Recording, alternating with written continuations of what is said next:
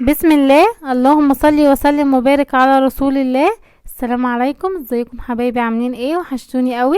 يا رب تكونوا بخير وباحسن حال. لايك بقى وشير وسبسكرايب لاكله في مطبخي.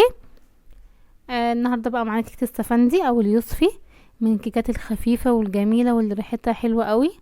كيكه السفندي دي يعني ايه، مقادير مظبوطه. جربوها وان شاء الله هتعجبكم، من ألذ الكيكات. معانا بقى المقادير. اول حاجه معانا 4 سفنديات اهم، هنقطعهم كده من النص، وهنطلع البذر بتاعهم عشان واحنا بنعملهم عصير ما يمررش معانا. بصوا احنا هنعملهم كده كلهم. ومعانا قشرة، هنا قشرة اهم حاجة تطلعي البذر عشان ما يمررش معاكي. ومعانا قشرة سفندية هنا سبتها. وهتروحي تحت الحنفية بالسكينة كده، وهتنضفيها بحرف السكينة كده. اهو نكمل معانا البذر. هتعملي بقى بقية السفندي زي ده. اهو البذرة، وتحت الحنفية بحرف السكينة كده هتنضفي بالمية كده عشان خاطر ما يمررش معاكي. هنروح نحطهم في الخلاط ونضربهم ونعصرهم وناخد منهم كوباية. معانا بقى 4 بيضات، وكوباية الا ربع زيت، وكوباية وربع سكر باكو كيك شيف، و3 فانيليا، وكوباية عصير. وحط ذرة ملح على الدقيق، وهفضي البيكنج باودر.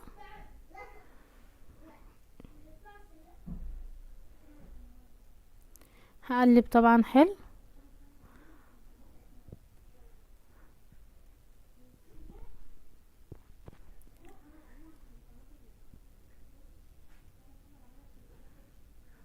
هن... هنجيب بقى الخلاط معانا. متاخدش وقت خالص وانتي واقفة كده، كله على بعضه في الخلاط. هنحط 3 بيضات، هنحط عليهم بقى 3 فانيليا،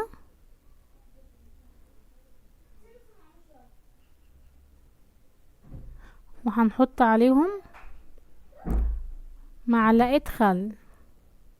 طبعا الخل عشان زفرة البيض، وفي نفس الوقت هو محسن الكيك وبيخلي لونه حلو قوي. حط بقى كوباية وربع سكر، كوباية الا ربع زيت، وهضربهم في الخلاط كويس قوي. بعد ما لونهم يفتح هنزل عليهم بكوباية العصير، وهضرب بقى اهم حاجة. بصي، هو الضرب بتاع الكيكة ده في الخلاط يعني حوالي 10 دقايق كده. تفضلي تضربي وتريحي الخلاط وتضربي. اهم حاجة يعني هو ده كده اللي هو بيتاخد من كده، بتبقى خفيفة من كده. طبعا بكون محضرة جنبي اهي بعد الضرب. قعدنا بصوا الخليط عامل ازاي ما شاء الله بعد 10 دقايق. وهجيب بقى اكون محضرة جنبي طبعا صينية دهناها، مولعة فرني طبعا قبل ما ببدأ. هنزل بقى بالخليط بتاعي ده على الدقيق اهو. شايفين عامل ازاي ما شاء الله. تقلبي كده بس في اتجاه واحد.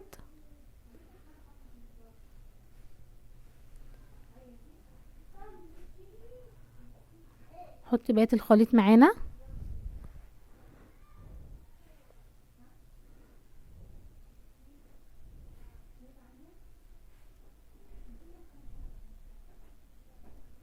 قلبيها كويس في جنب واحد عشان ما تطلعش الخمر بتاعها. انتوا شايفين ما شاء الله عليها.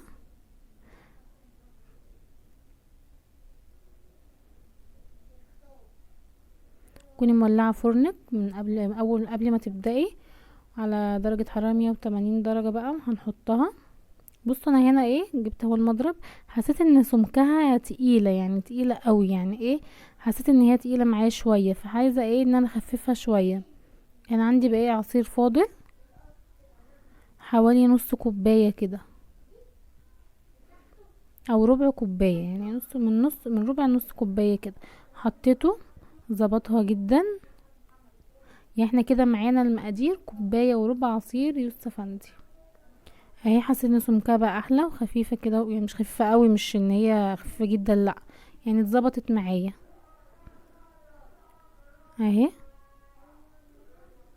هجيب بقى صينية مدهونة بزيت ورشها من الدقيق، وهحط بقى فيها الخليط بتاعي.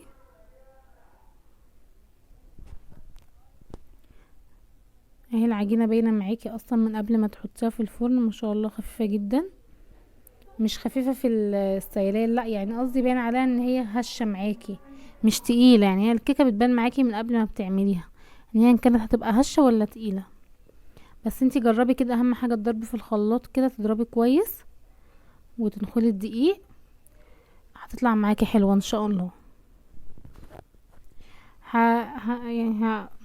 هعملها هبتها كده مرتين، اشيلها واحطها كده عشان اطلع الهوا كده، مبقاش فيها فراغات من جوه. احطها بقى على رف اوسط لمده ساعه، نص ساعه لساعه الا ربع حسب الفرن بتاعك. مفتحيش عليها غير بعد نص ساعه، واختبرتها ما شاء الله عليها. هقطعها معاكم.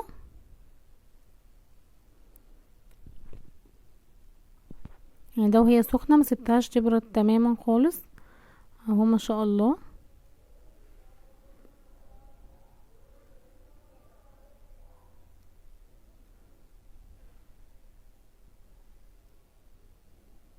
تقطعيها بقى زي ما انتي حابه والشكل اللي انتي عايزاه.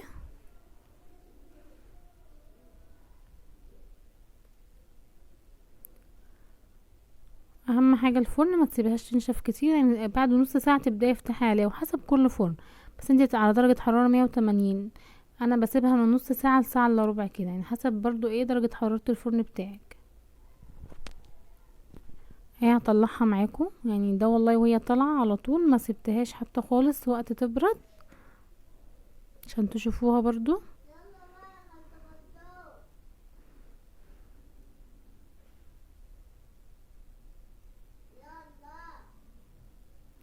شايفين عامله ازاي ما شاء الله هشه. بصوا اهي الدخان بيطلع منها لسه، المفروض سبتها تبرد كمان، بس انا حبيت اوريها لكم كمان هي متماسكه معايا وطريه وهشه جدا وهي لسه سخنه. شايفين عامله ازاي؟ مش احسن من كده. من ابسط والذ واحلى الكيكات اللي هتجربوها في الشتاء، كيكه البرتقال، كيكه السفندي.